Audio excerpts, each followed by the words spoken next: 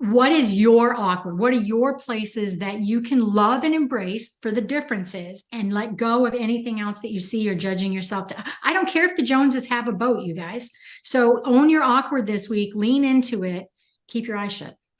Welcome back to the Own Your Awkward podcast. I'm your host, Andy Vargo, and every episode we get into what has made our guests vulnerable and how they've learned how to own their awkward in order to live their best life. Stay tuned so you can hear every awkward moment in today's show.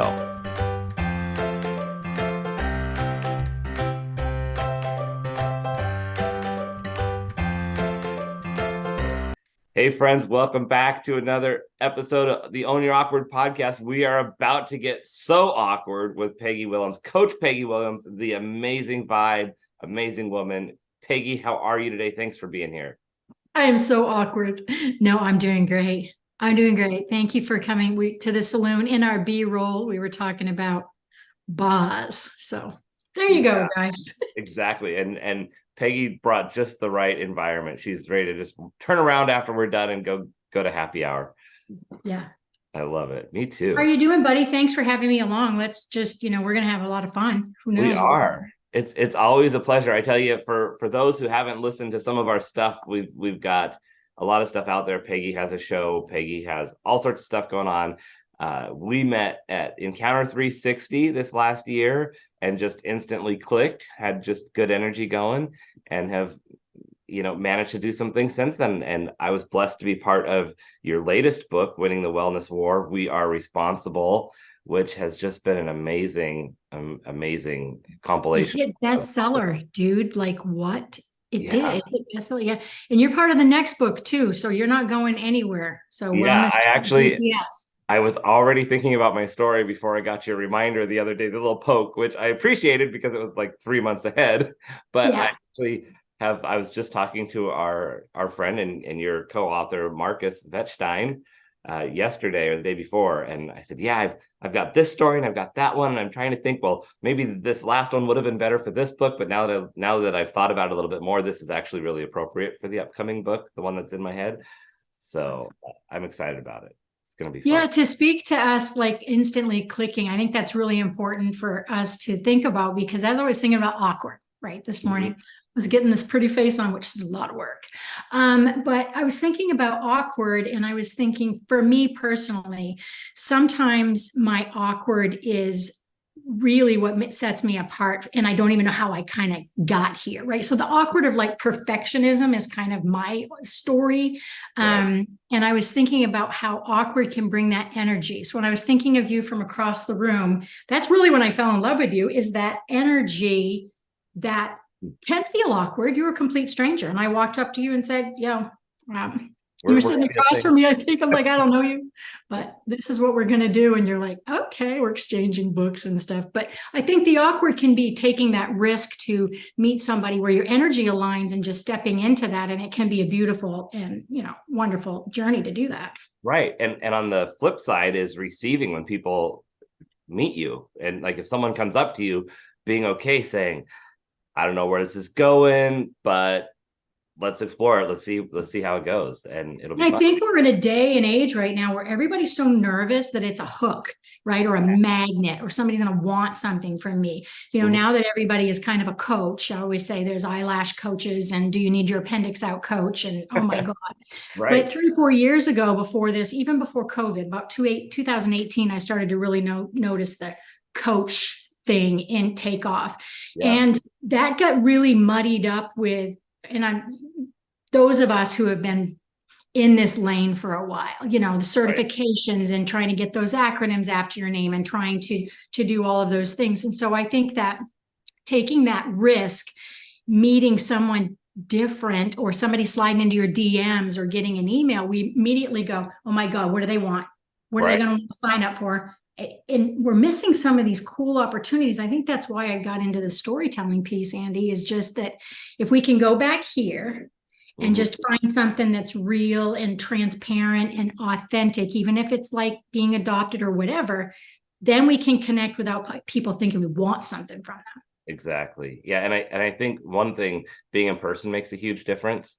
When you have instant, it pulls out that that level of, I'm trying to read into the words that are on this DM, or I'm trying to read through this intent. But I know looking at you face to face, I can really catch your sincerity.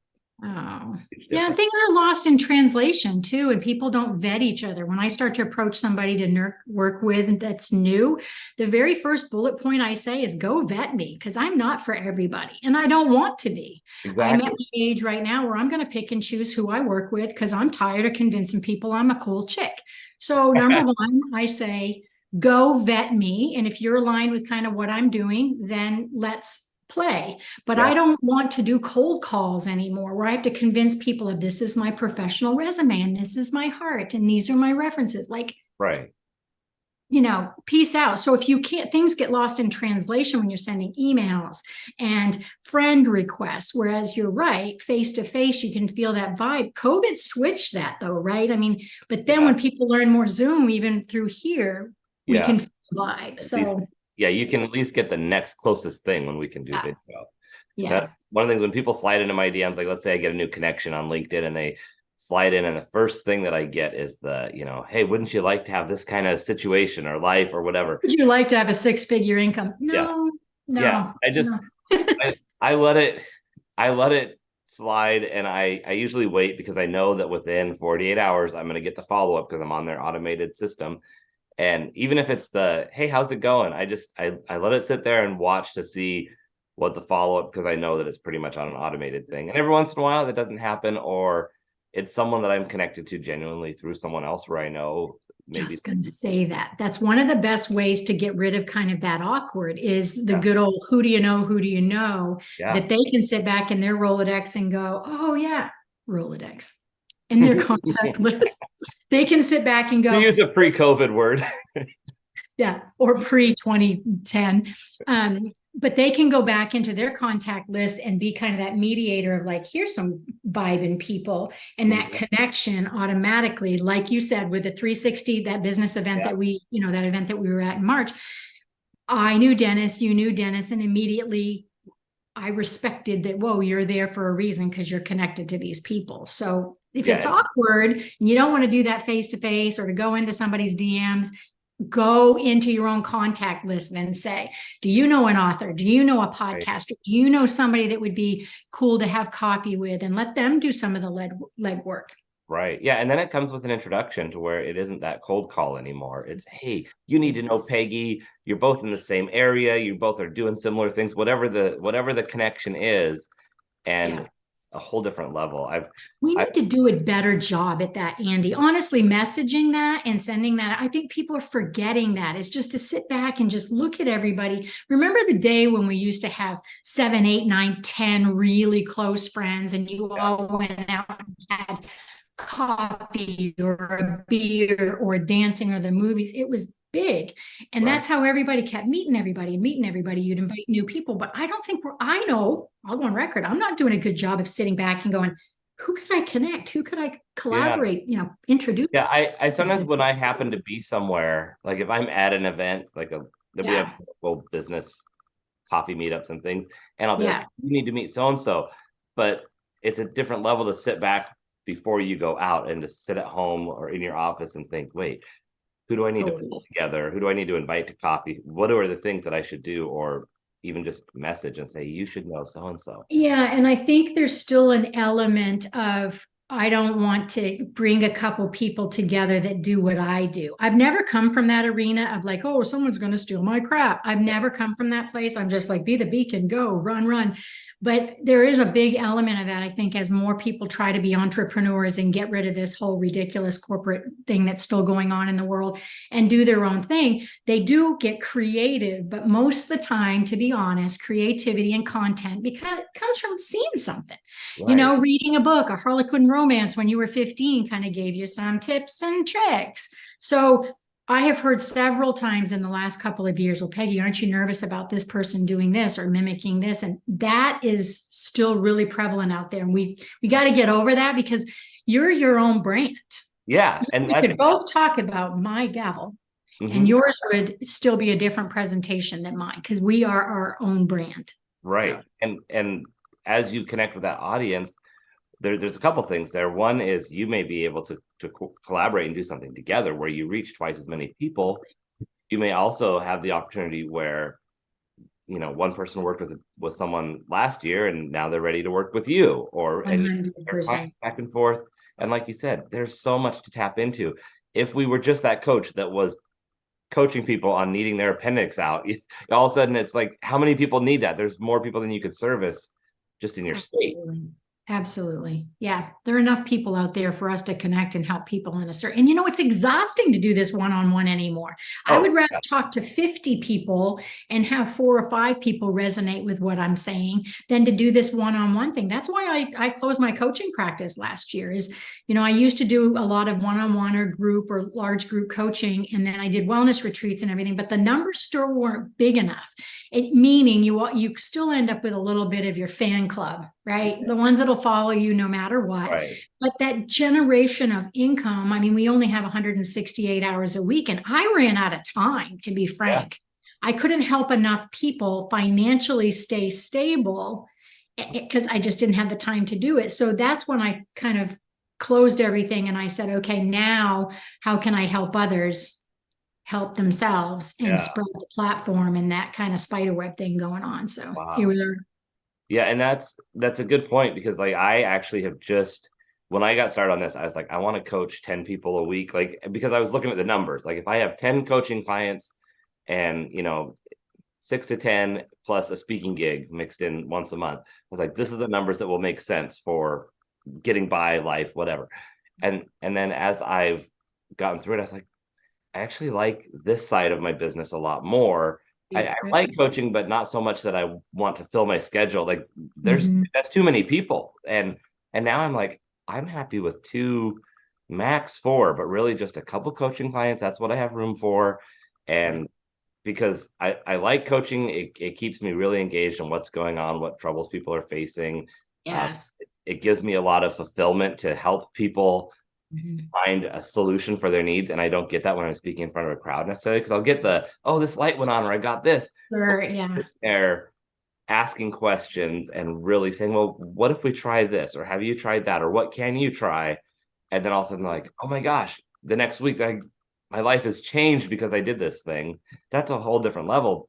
However, I only have room to do that with a couple of people because I also get very involved with my clients. So I don't exactly. I was gonna interject that is that not only is it the time component and the prep component. I'm a big preparer. I don't just, show up to a client presentation or anything or a client meeting. But what I was finding is as I had done this for so many decades, and I always said I was a go deep, I'm a visceral type coach in person. Yeah. I didn't go lateral, make the buck and move on, or we probably wouldn't be having this conversation here. You'd be in my mansion. So that didn't work. But for me, the energy off of each individual person. So if I met with a 19-year-old male who was getting ready to go or was in college, and that energy that it took to talk to him about his dating or relationship, get off that, go over here to a mom who is 46 years old and has PCOS. And then I'm coming over here to a lawyer who just got fired.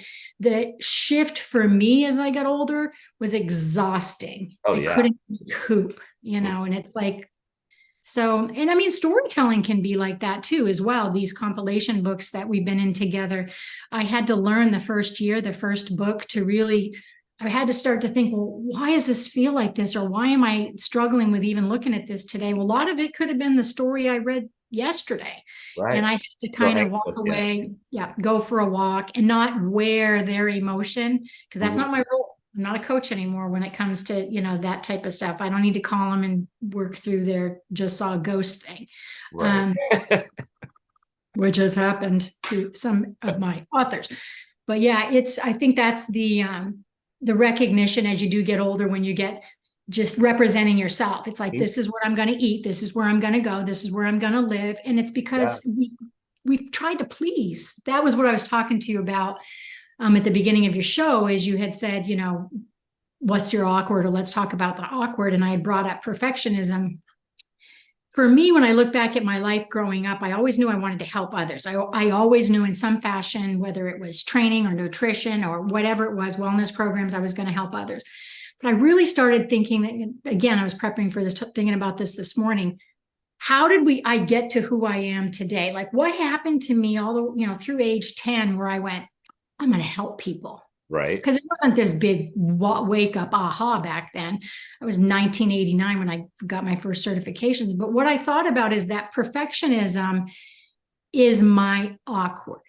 And Hmm. so what I mean by that is that for some reason, I've had to learn to embrace that, like many of us do with our awkward. Whatever our awkward is, you have to learn to acknowledge it, face it, make it work for you, and move on. And I don't know where that came from specifically. I know as a firstborn, and the overachieving and perfectionism, is that genetic? Is it epidemiology? Is it because my adopted father said, you better get A's and put up and shut up and be a cute little girl? Maybe, I don't know.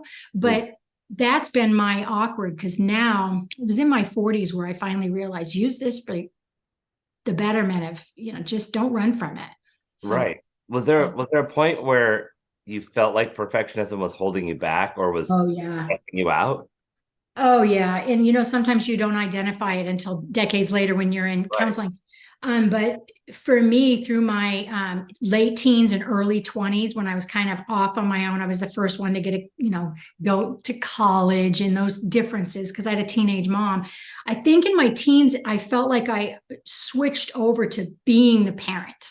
Mhm. I moved into like, I'm going to a prom and my mom never has. I'm getting, scholarships for college and she never has. Mm. She's never in all of these steps. So I started to feel like, oh, I better figure this out and be a good example. I had siblings and stuff. But once I got into my senior year in high school, I was diagnosed with anorexia, eating disorder. And that I think stemmed to wanting to have a little bit of control, which Yeah. right, is trying to. And then as I went into my personal training and focusing on nutrition, and then I went into bodybuilding and Miss Fitness, it's all focused on perfection. you Oh, know, yeah. seeking that perfect deltoid, seeking that perfect, client base, seeking the best corporation you work with. And so it was a bunch of bests. And I Yeah. just got more and more and more sick. And until, like maybe 10 years ago, did I realize that that behavior was affecting my vessel. It's interesting to hear you talk about the journey of kind of this pursuit of perfection in all these different areas of life, and yet that pursuit of it is what was actually creating this unperfect life.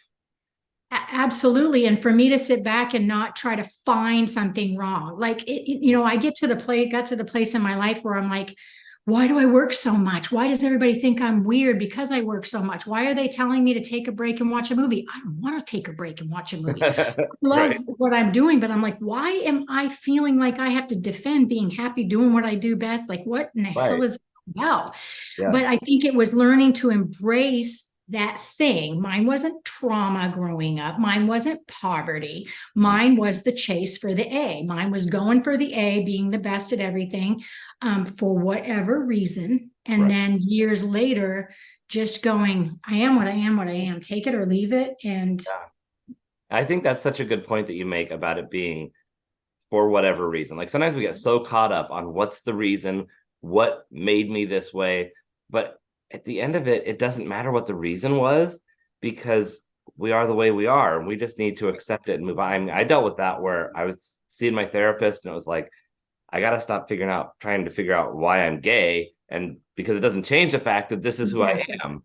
And there are certain things now where it's like, why am I a procrastinator? Why am I this? Why am I whatever? It's like, well, exactly. this is what's in my head. So how do I make that work for me and be Yeah. aware of what could get me in trouble, what could push me forward, and learn how to use it in the best way. So, And I mean, I think I'm not saying that therapy is not great, but therapists make their money off of the why. right. Yeah. Why do you feel this way? Why did you do that? Why do you want to be this person? And that's fine. That's needed in many cases. But I think you bring up a really good point when you finally get to the place where you're like, it doesn't matter the why anymore. It's the Yeah. data, right? So I always say when I was working with clients and they were like, well, I didn't lose any weight this week and I didn't do this. I want you to tell me, I don't want to tell you I weigh 180. And I'm like, it's data. There's no emotion to data. There's no emotion to it's 80 degrees or that you weigh 180. I need the data. So then we can go back and figure out there's no punishment or judgment Yeah. Now we on just, that. yeah, because we're going to figure out where to go from here, and we can't decide where to Yeah. go without the right data. And that's the data that you said, the fact that I grew up in this particular environment and where I was and where I've ended up, my personal and professional resume got me to right here talking to you. And I can't change yesterday, and I don't know what the hell's happening tomorrow. So what's other choice do you have? Yeah. Take a breath, go for the ride, and buckle up for today. Yeah. And that's one of the biggest things that I kind of have the light bulb moment with people, where they'll talk about, like, let's say they're 180 and they want to be 160 or whatever. And it's like, oh, this is my thing. And it's like, well, I don't care. You can be 180. And they're like, huh? It's like, yeah, if you don't have to do these things I'm telling you to do, or you don't have to try these things we're working on, it doesn't matter to me. And they're like, oh, I don't. I was like, yeah, but you also won't get to your goal. So you have to be honest with yourself about, if you're trying to create anything in your life to be a certain way, whether it's money or healthy lifestyle or the days that you're working type of job, you got to stop getting caught up on this. Oh, well, I'm trying to do all these things because it's what I think I should, but well, maybe you don't really want that thing bad enough. And that's fine. Just admit it and live Right. life. But And I think part of it too is getting to know yourself. So whenever I work with clients, and even right now, my oldest son is dating a new gal. And it's so funny because I love it when your kids grow up and they finally think that you know something. right. They Right? actually You start ask you getting a calls question. like, Mom, do you know what a carbohydrate is? And I'm like, or, whatever. So my oldest son reached out to me the other day and he goes, those type of test things that you always do with your clients? Like, what are all those? Because I want, both of us to do them. And I'm like, what is your love language? Are you right or left brain? What is your biorhythm and chronotype? And what's your learning style? Are you kinesthetic or audio? And I do all of those because it helps me coach them where they are. If you're acts of service and you want to volunteer to get out of your house and work on depression, why are we talking about words of affirmation or Right. touch? Hug your kids, Yeah. hug your ew. So everybody's is different. So I try to kind of a little bit of a push back on them to say, let's figure out just innately how you think. Are you left brain and want to check off boxes? Or do you want to paint all day? Well, maybe because you want to paint all day, this check off boxes of go to the gym, make a salad aren't going to work. Yeah. Go find me a new recipe for a salad might work. Yeah. And it's funny how even our offspring that we've raised and spent so much time with can be so opposite and different, that, like, we can't make the assumption that, oh, you're my kid. I And know. we might know, okay, these are the ways that I know you're like me, or you're I other. like that. I like that because my youngest has just had his second boy, and it's the best part, Andy. You just wait when you become a grandparent, because I'm one of those that I decided years ago that when my children had children, I was going to take the role of, if you want my advice, I am not going to tell you he shouldn't have a pacifier. I am not going to take that role. I am here because it's your life path and I'm just on a ride watching along. So if it's not life threatening, but what's fun to watch is to sit back and go, yeah, you have two sons and so do I. And I can see the traits in the little one, or, the oldest one going, and that's the one that's going to sneak out of the window. Yeah, you can see it coming. Yeah, that is funny how you can see it. And you can see Look those forward to traits. You're experiencing absolutely that. right. Go ahead. I look forward to experiencing that. That'll be soon enough, I'm sure. Yeah, it's fun because you can see those traits, like you said. It's not just like, oh, he has blue eyes. Oh, that's just really great. But how the approach to things, whether they look like they're going to be an engineer at age 2, I can already see that in them, that I didn't see those types in my kids. It was like, leave the garage door open or alone. We already pushed it once. Where Crew is over here 20 times pushing it. And I'm just saying, How it works. And yeah, like, work with that. There's a reason that that's fascinating to him.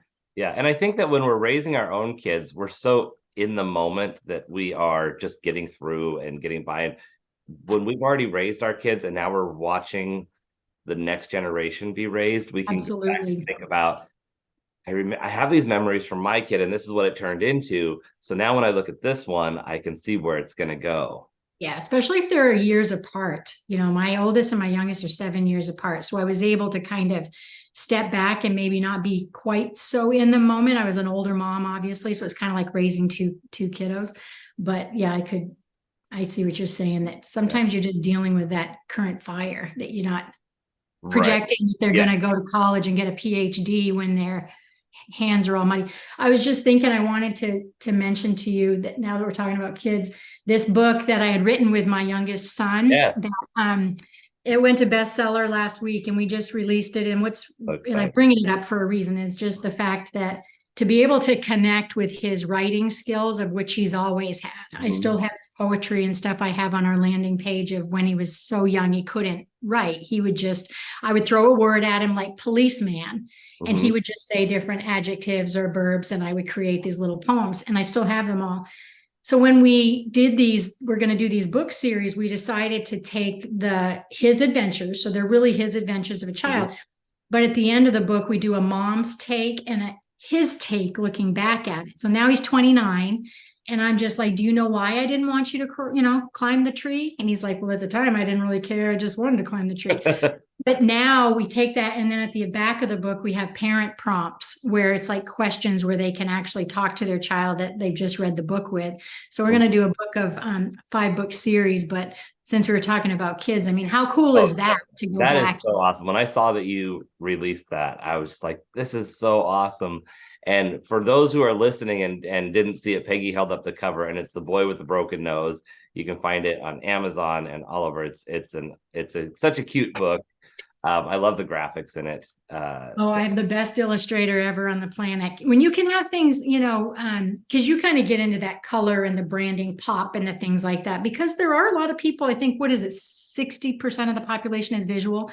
Yeah. That is really important when you're writing a children's book, is to make it pop for the reader and in the store or wherever, but to also bring those characters alive. Andy, that was the most different, because I wrote the actual, I have it right here. I wrote the actual book 23 years ago. Oh, so wow. This is the actual book when he was 7 that I wrote. And then we took all of the characters, and with a children's book, when you can see them come alive, I remember going through the storyboard and I just started crying because the illustrator I work with, and if you guys ever work with an illustrator, author, publisher, agent that doesn't jive with you, break up with them, because you're not going to change them, and they can go on and work with somebody else beautifully. But when you have a really good illustrator that hears it, and I saw his character pop up and with his T on his shirt, and it's so emotional because it's like finding that's your Ryan Reynolds to play you in a movie, right? And go, right. Well, and that's such a good point about, breaking up sooner, because they will click with somebody else. It's not a rejection of them. It's a rejection of our energy didn't work together. And that's 100%. You're wasting each other's time if you're making it harder. Right. And we're the customer. I used to say this, Dr. Vetstein that you interviewed, he's a co-author for mine of the All Things Wellness series. And I met him in 2009 as his office manager in Grand Junction, Colorado. So I opened up his endocrinology clinic, and he was the brand new dude coming to town from Connecticut. So I'm sitting there with the staff, and he's coming in for the first time. And, he's German, of course. And we just connected on a brother, buddy, extremely close friendship, and here we are years later writing books together. But in his practice is when I really realized we are the customer. If your physician doesn't jive with you, find another. If you don't like McDonald's, go shopping somewhere else. If you don't like it's okay. It's just like you said, I'm not the coach for everybody, and Andy's not the comedian for everybody. Right. Yeah. And I don't like you said earlier, you don't want to be. I'd rather you go find the people that you connect with than trying to tell me how I need to change to make me fit into what you're looking for. And I think that aligns with your awkward thing as well. Your brand is the fact that when it is so exhausting and feels so misaligned, and like I said earlier, your vessel is getting sick. You have more infections, more migraines, more even twisting your ankle and breaking your wrist, twisting your ankle, breaking your wrist. Why is that happening? You're tired, not paying attention. You're racing from something. There's reason. So if all of that is angst, who you work with, where you drive, where you live, what you're wearing, why is it causing angst? Probably because a lot of other human beings are involved that just aren't, your energy is just not matching. And then we wonder why we're so stressed all the time, or what's going on, Right, exactly. Since we were talking about kids, I was curious, how did this being a perfectionist affect your, being a mom? That's so, Andy, that's so good. That's a really good question. I ended up in a relationship with a Taurus Just saying. But we were, I'm a Capricorn, so those kids were screwed. But we were very much about our kids. Like we didn't have grandparents around our children who were always like, let's take them for the weekend, take them for the weekend. It was both my kid's dad and me doing, everything. We made it about them. So their sports, their activities, their school. And, I had OCD. I mean, my house was always clean and the toothbrush went in a certain way. But I would hope that they would say that tough love strictness was delivered as such when they were younger, instead of trying to be like us. I think I felt with my perfectionism, I honestly felt like there was no tunnel. I felt like the beacon, and everybody can take that egotistically or whatever, but I always felt like I was a little bit ahead in the sense of like, it was hard. Where's the light? Where's the possibilities? And so after 20 or 30 years of that, I was just, so it's okay, I'm out front. Well, guess what? Now I know what happens when I have things that don't go well. But when you're 15 and 20 and, young, I was a 21-year-old mother the first time around. So I was very young. There's no book, even though there are a bunch of books. Everybody is different. Oh, yeah. And they were very good at sports. They were very good in school. I tried to commend the positives and work through. I mean, you guys, even with the books, the approach I'm taking with these books is I really said to my kids, if you're going to lie to me, I'm going to triangulate the hell out of you. So, and I did right away. They'll tell you to the second. If Tanner came in and said something that, well, Dad said I could go to Charlie's house. Let's go get Dad. And we'd sit down. And then when my oldest was 10 and my youngest was 3, and they were battling each other and just being mean, I made them go into their rooms and think about 5 or 6 things they loved about each other. They came out, we had meetings, hated it. Yeah. But I used to make my boys hug until they laughed. Oh, Jesus. When they were fine.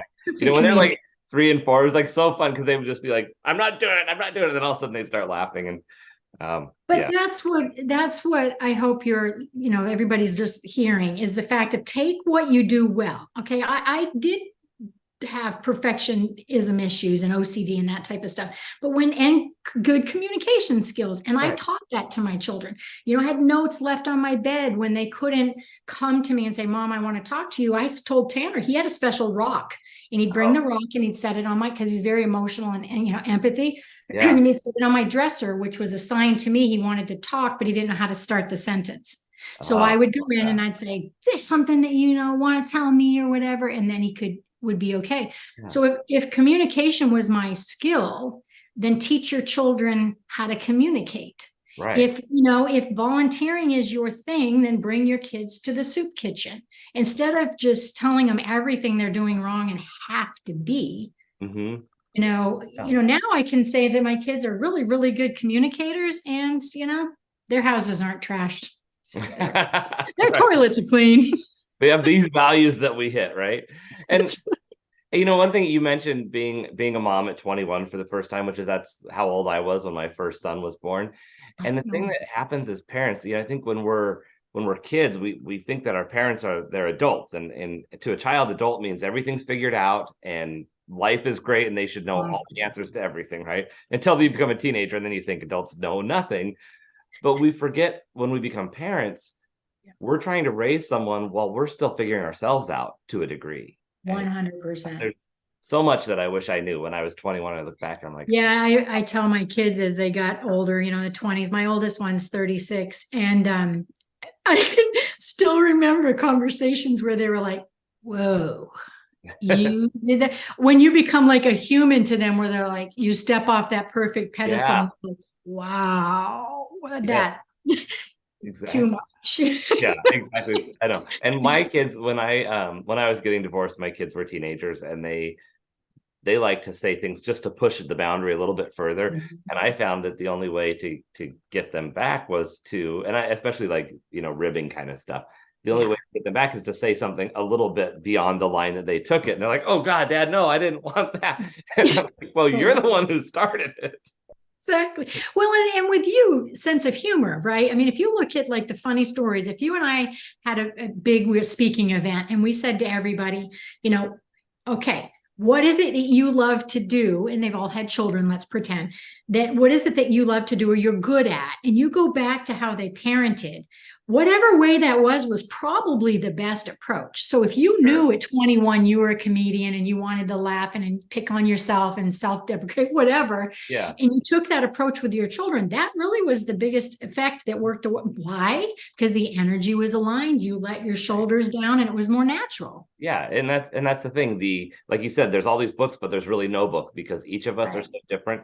The combination that we're going to have with our partner that's raising our kids with us, and how our kids are, like there's nothing that says, okay, these two people have Right. gotten together and they've had this kid with these personalities and these issues, Right. potential or whatever. So here's the book for you. Like that's Right. not how it works. The only way that that would work is if you really looked at a field of family trees, and you look at the generations and generations back. And because honestly, all of that comes forward a little bit, right? They say that Right. especially with trauma, you can Yeah. see that. If great, great, great, great, great grandfather could not drink bourbon without beating great, great, great grandmother, that stuff comes down and comes down Yeah. and comes down. So it's not Right. just your parents, it's not just your grandparents, and it's certainly not just me. It's a field of family trees that Right. have all affected us in some way or another, just like whether we have blue eyes or whatever, we've been impacted by those differences, those experiences. Yeah. So I could talk to you like forever about there's so much there, as you can see and as you can hear when you're listening, we have just amazing energy and stories we could just go on. But I don't want to miss the chance to talk about the wellness war and the next book that's coming out that is getting worked on right now. We're all writing our stories. All Um, right. how did this project get started? I know that the wellness war was the second book and that we've got a third one coming soon. And it's at least 30 authors in each book. Yeah, I didn't plan this. I just always have these in front of me, I guess. But the first one was the fourfold formula. The second one, Win the Wellness War. They're written with Marcus Beckstein and myself, as I said, my endocrinology buddy. It's the All Things Wellness series. So it's a trilogy. So the third one's coming out. The first one, we've written them fast. Every 8 or 9 months, we've been pushing these things out. But the main thing is, as I said earlier, I had decided that storytelling was the way we were going to connect. I saw my coaching practice kind of sliding in the sense of felt very mundane. Even though I felt cutting edge, it still felt mundane. I think people were sick and tired of being told what to do, self-help books, all that stuff. So that's when I realized storytelling was the flip that I wanted to take and connect people. So the books all have 30 authors. And it's chicken soup of the soul type feel. So you can write about anything. My coaching, All Things Wellness Wheel, which is a trademarked wheel, has 4 segments: mind, spirit, body, and heart. And that's how the book is based, is those 4 chapters, the spokes of the wellness wheel. So I kind of put my coaching stuff in there, which, Andy, I do think sets us apart from other compilation books because it's not just stories. There's actual coaching and physician content and helping you navigate your own wellness. So that's coming up. And then I have an Unsheltered project I'm doing co-authoring with Dennis Pitoko. And the Unsheltered project, if you go onto my website at allthingswellness.com, there's an authors tab and you can kind of see all the fun stuff going on. So the Unshelters tab will help you understand that it's stories from those that are unsheltered or homeless. So we're actually on the ground, hitting the ground, working with nonprofits, team members. If you want to be a part or know somebody who's been homeless, or you are, or an organization that's worked with the homeless, hop on my website. We have contact page buttons on there, left and right, how to get in touch with us.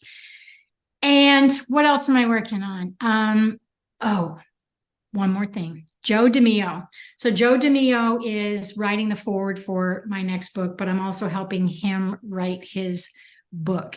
Joe is a 25-year-old man who is the first in the world successful face and dual hand transplant recipient.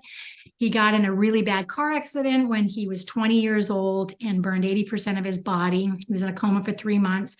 Long story short, he has a almost 48-year-old man's face and hands. The gentleman passed away with a stroke, and Joe is writing the foreword for Wellness GPS, and I'm helping him. And he blogs for me. So, wow, that's beautiful. I know. So what don't you have going on is more the question than what do you have going on? So much fun.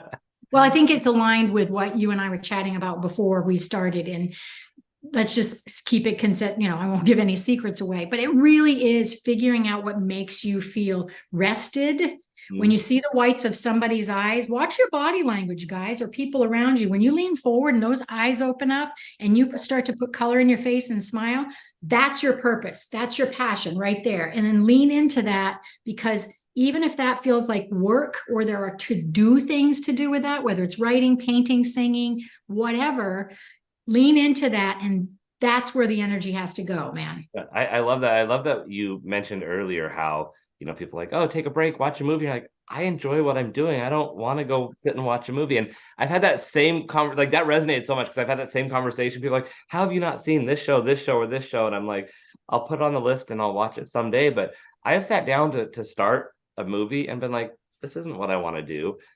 See, I know.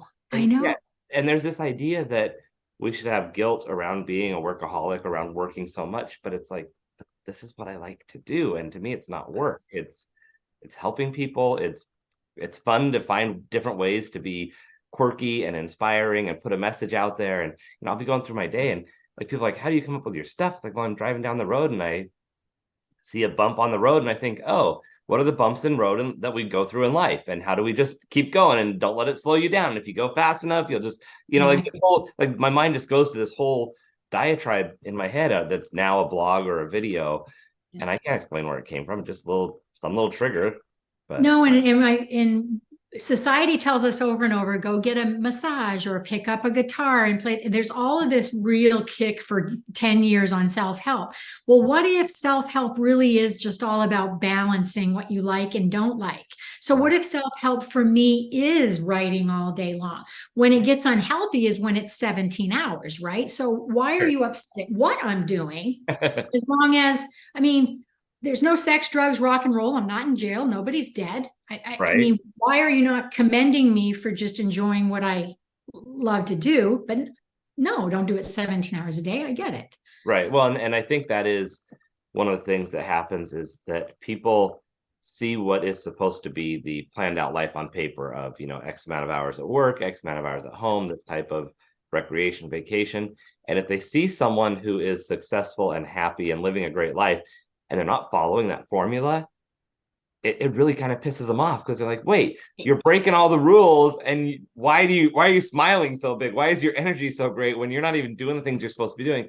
And because they find the courage to do that themselves, or find the thing that gives them that spark, then it switches to this focus on, well, you must have a problem in your life, and not, oh, I need to figure out how to do it myself. I love that. I remember a couple years ago, I moved to Florida. I told my kids that's where I always wanted to be. I've been trying to get here for 30 years. And I just said, hey, I'm not going to sit here and crochet, and you're going to go off and marry somebody from Tennessee anyway. So what a waste for me. I'm going to go over here. You can come find me, bring the kids, and that's how, and I'll come back and see you. So once I moved here and then started working for myself, no one knows if I get up at 5:30 in the morning, but man, they were making me feel bad if I was on my beachcomber bike at 2 o'clock in the afternoon, riding it for 20 minutes, and everyone else around me is retired. And I started to own that and feel that. And so finally I did a TikTok one day in tears. Yes, I have a TikTok channel. And I was just in tears going, no longer. If I want to ride my bike at 2 o'clock in the afternoon with a bunch of retired people down in the harbor, Yeah. get for it, people. So, but you're right. We're having fun and enjoying our lives, and people are like, "Why? Where's the why are you not miserable?" What? Yeah, no, there is. I've had that same situation where, and it's the same thing, 2 o'clock in the afternoon, and I'm like, I'm not working right now. I'm just going for a walk or a hike, or, or even taking a break at home, because I know I'm going to have a busy evening. And I feel like I should be guilty because it's in quote unquote business hours. Yet, like you said, no one knows that I'm going to be up till 2 a.m. or that I was up last night at 3 or 4 in the morning because some inspirations, struck, and I pulled out the laptop.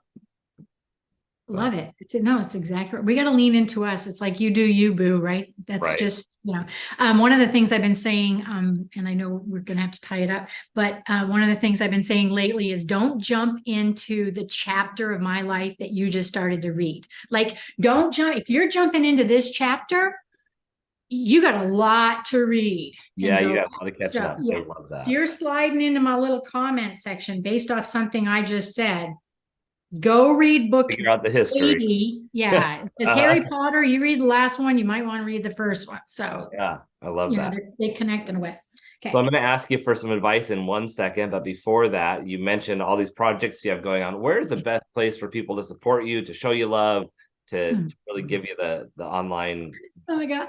If so you can email me always, questions, comments. If you ever want to be on my show, write a story, Peggy at allthingswellness.com. Anything pretty much that's all things wellness. YouTube channel, they can hop on my website, is the best playground, allthingswellness.com, to really see what's going on, what's been going on, a little bedtime reading. So that's the best place there.